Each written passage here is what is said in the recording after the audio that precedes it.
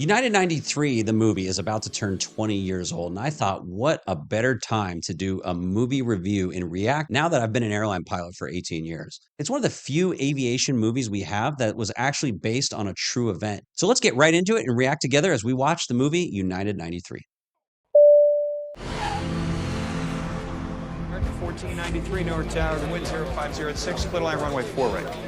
There's something about listening to this controller talk that makes him sound like an exact real air traffic controller. I don't know why other movies have such a hard time making it this realistic when it's not that hard. Still working on trying to get certain days off, and it looks like the only way I can get it is a bit reserve. Yeah, I go back to the training center. I have month on, month off, so I'll be giving check right up there. I remember when I watched this movie a few years ago and I heard these pilots talk and I thought, wow, that sounds exactly like pilots would actually talk. And then come to find out, these pilots that were used are real airline pilots. And that's why what helped make it so accurate.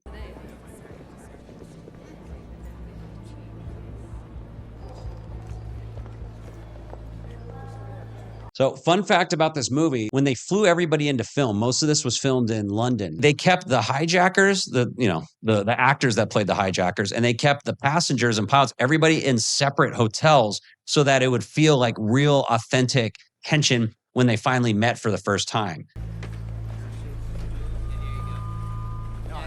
Showing security here but pre 9/11 is so weird. I remember one time as a kid, I was going through Ontario Airport. Somebody walked through the metal detector. It started beeping and he shook his jeans and he's like, "Oh, it's my change. It's my change." And he just walked off. And the person was like, "Nah, I don't care." I vividly remember that as a child.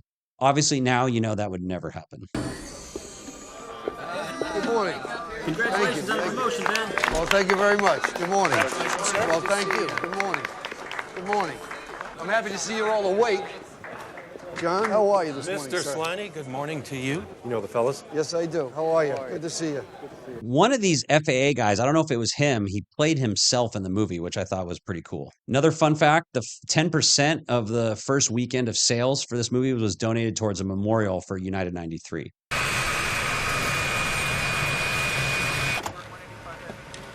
guys hear me back there? Do you guys have sugars up there? Okay. Oh, nightstick? Yeah, for cockpit access now, let's use 3 and 1. 3 and 1? Yep, that'll Gotcha. get you in. This is before I was a pilot, but I understand that's how it was. Oh, just a little knock here and there. The cockpit doors were much more like how bathroom doors are now on airplanes. Not exactly, but close. 35,000 feet as filed. Squawk is 5373. US Air 26. Charlie Echo 7821, Roger. Good right down to 7,000. Amex 7281, contact Boston 133.42. Here's Boston ATC. These guys, I don't really drink, but if I ever was to have a beer, I'd want to be with the Boston ATC air traffic controllers. These guys just seem like a hoot. Materials. Pay attention to very important information. Thank you. Welcome aboard. United 93 ops, tail north, clear flush. Okay, tail north. Clear to push and start. Okay, tail north. Brakes released, clear to push. So when they say clear to push tail north, what they're saying is it's the direction you push the tail. So if you're pushing back east or west, there's two ways they can turn you. They're saying push the tail north or push the tail south. In this case, it's tail north. US Air 29, contact Boston approach on 120.6 today. Glens Falls, after Glens Falls. And American 11, climb maintain, flight level 350. Air Canada 129, Boston. US Air 29, contact Boston. That's for American 11, climb maintain, flight level 350. So this is the first indication that we get that there's a problem on 9/11 was the air traffic control is giving instructions to American 11 to climb and maintain flight level 350, and he calls and there's no response. American 11, Boston, how do you hear Boston Center? And that's very typical. About a third time, if they call you and you don't respond, they're going to say, American 11, Boston Center, how do you hear it? How do you hear it? Hey, Greg, try American 11 again, see if it's on your frequency, if it came back to. American 11, Boston Center, how do you? This is dead on accurate too. When you move through sectors, you get passed on to different frequencies and they'll pass you on. So sometimes if you can't get a hold of somebody, they put in the wrong frequency, something happened. And what they'll do is they'll go back to their previous frequency. And so he's asking the other one, hey, why don't you try American 11 on your old frequency? Real quick, let's hear from our sponsor, and then we'll get right back into the video. Has finding the right doctor ever felt like flying standby? Weeks of waiting, endless calls, and that classic, we're not accepting new patients. That used to be my experience with healthcare. Small issues turned into bigger ones because I didn't have the time or energy to deal with it. Now, I want to feel strong, energized, and present, not burnt out because I put myself last. And honestly, it's not just about me anymore. I want the best care for my kids too. Finding a pediatrician or urgent care has been easier than ever thanks to ZocDoc. ZocDoc is a free website where you can search top-rated in-network doctors, compare reviews, and instantly book an appointment, all online. Think of it as your healthcare co-pilot. Just type in what you need.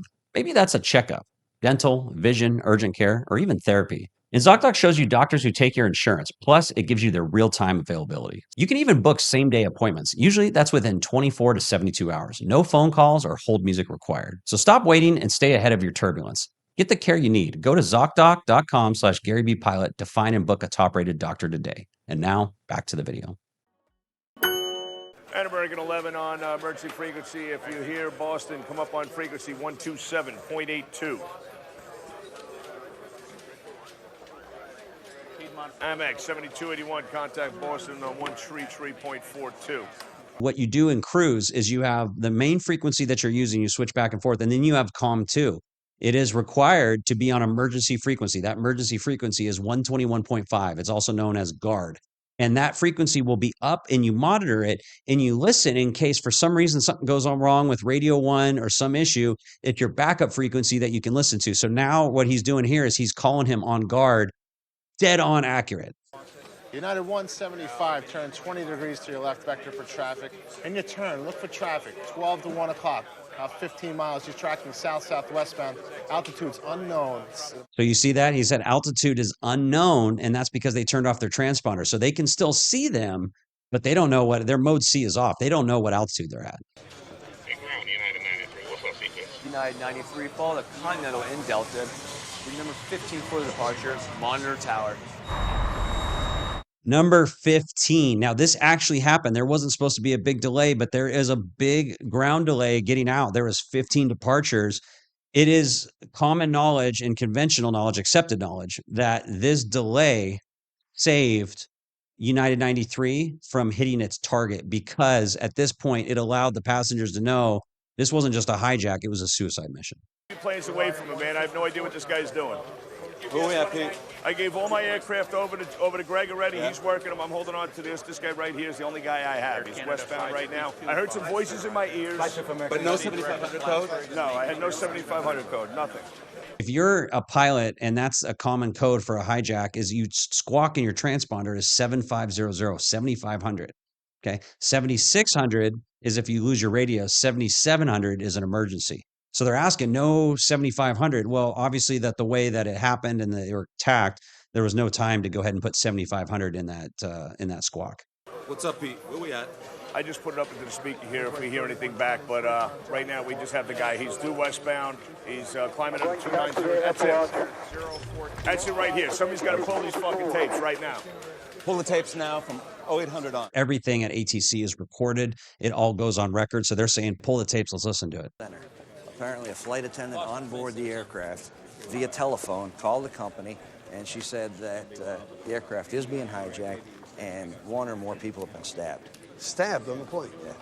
So that's what was the first to happen is they got out on one of those airphones, and I don't know why conspiracy theorists get all uptight about that. They have the airphones. I mean, those things were around in the 90s. You swipe your credit card and you use it, you could call out. I don't understand why that's a big deal. But yeah, so she called and said somebody's been stabbed and that it is being hijacked. Try and drop as many trips as I can. Yeah. I'd like to be home with my babies. Yeah. Did you bring some good magazines to keep yourself awake? I don't think I've gotten through a magazine in I can't tell you how long. I love that conversation between the flight attendants. It's obviously just a little chat, but it brings the realness into that these people are real people with a family, and it shows like the realness that these are human beings.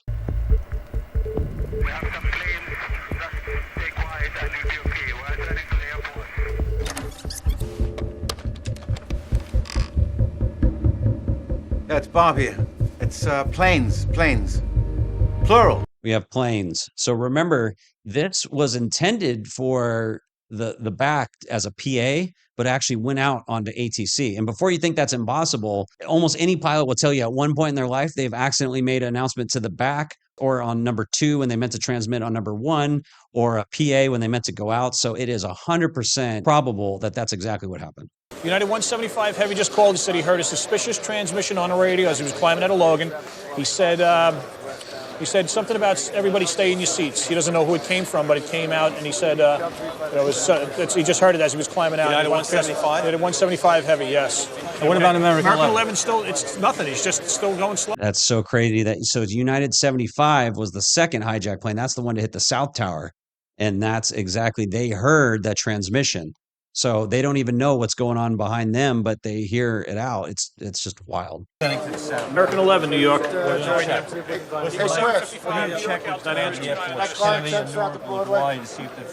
Target's gone.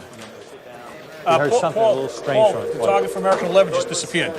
Just disappeared where? Right around Manhattan, it just disappeared. It was right there, it just disappeared. I was talking to the other aircraft. The target just disappeared. And unfortunately, we know what that means. Why did their transponder stop submitting their location? Well, it's because it hit the North Tower. CC, Boston lost American 11. They don't see him anymore in their scopes. They think maybe he went below radar coverage.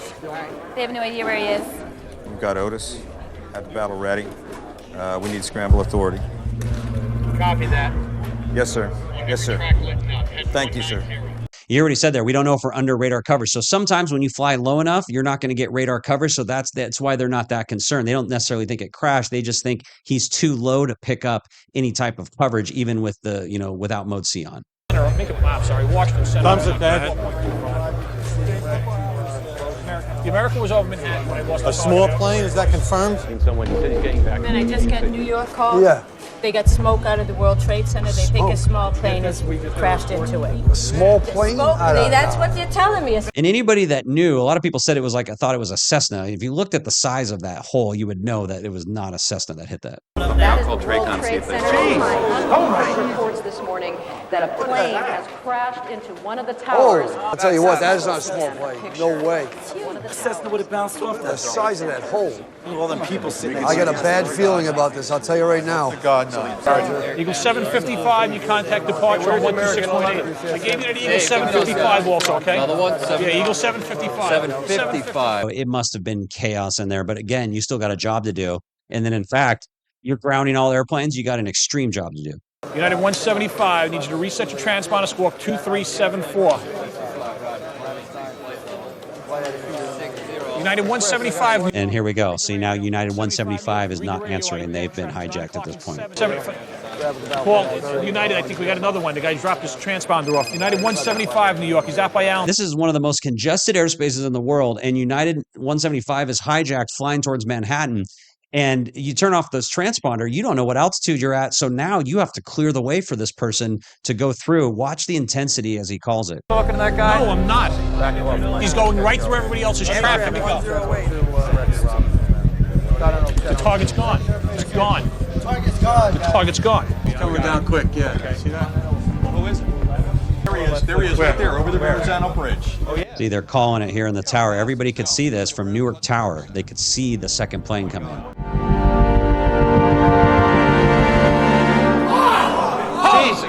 That second one was the worst one because that's when everybody knew that this was an attack. It wasn't a mistake, that we're under attack.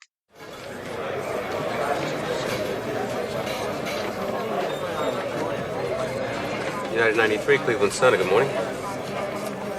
United 93, Cleveland Center, 119.7. Good day. So if you compare United 93 to the rest of them, they got so far. They're already to Cleveland Center right now. You have the aircraft. I have the aircraft. Perfect. That's exactly how you transfer controls. You have the aircraft, I have the aircraft. Now, this is olden days. You didn't have to have a flight attendant come up. United 93, Cleveland Center, go ahead. Cleveland Center, United 93, level 350. Still have that light shot.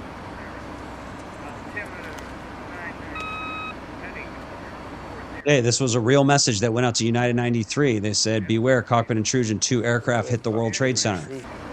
Huh? We just left Newark. The weather was beautiful. It's got to be student pilots. Let me just confirm this. Yep. So he writes back to confirm. He says, hey, confirm this was a real message. He said, confirm last message. They go, they just flew out of there. He just saw it. It looked great.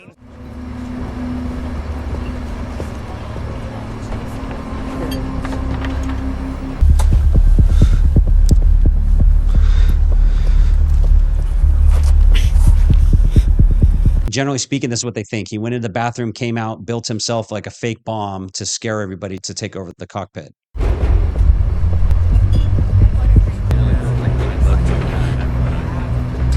The way they build up this scene is insane. We are an hour into the movie, and they're just now starting the attack. Open the door. Open the door and nobody will be hurt. No, no. Want to get there? You got the aircraft. I have the airplane. Now, it's important to remember here, I'm getting a little emotional. Jeez. But this part is very dear to me because before 9/11, the whole point of a hijacking was just to comply. You tell the passengers you had a medical emergency and you just comply with it because no hijacker had ever decided to make this plane a suicide mission. So the flight attendant, is not doing anything wrong. This is what they're told to do at the time.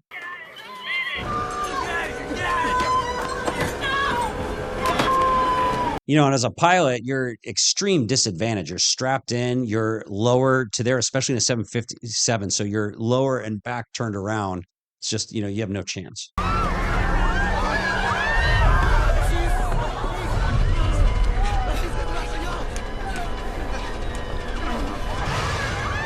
So I don't know if this was dramatic effect, but the plane did go diving down.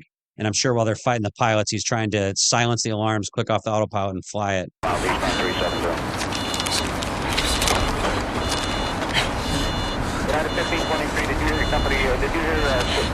A lot of this stuff they had to take the liberty to assume, but that's what they assumed is that they were going towards the Capitol, and that's what he put as their target. They don't know.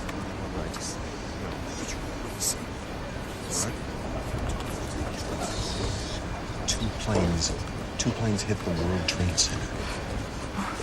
Two planes hit the World Trade Center. Two planes hit the World Trade Center, tell the stewardesses. What about the 5 planes? Someone pass it. So this is why that delay saved the flight. These passengers were able to find out using the airplane phones that these planes were not being used to be hijacked, but they're used as weapons. Their only chance was to fight back. This is a suicide mission. We have to do something. We are not going to land this plane. Wake up, sweetie.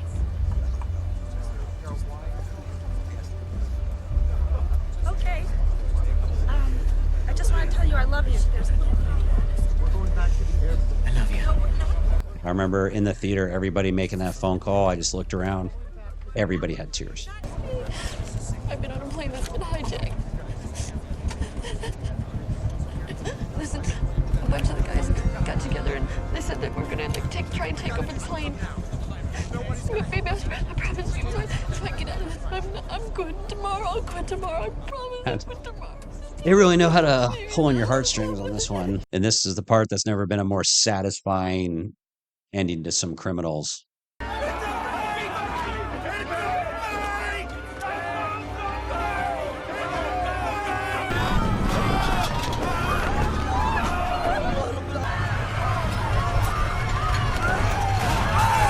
Crazy part, these actors actually got injured. A lot of the blood you'll see is actually real.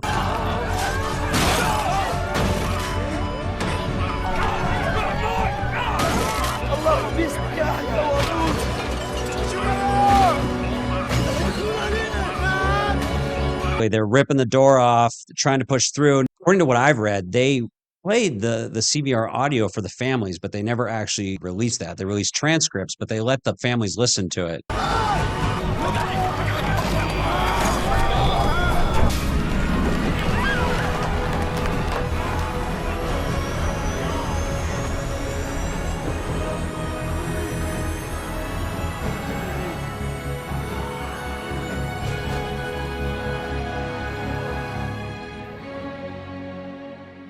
Ugh, what a crazy movie. And it's unfortunate that it had to be true, but I think it was such an accurate portrayal.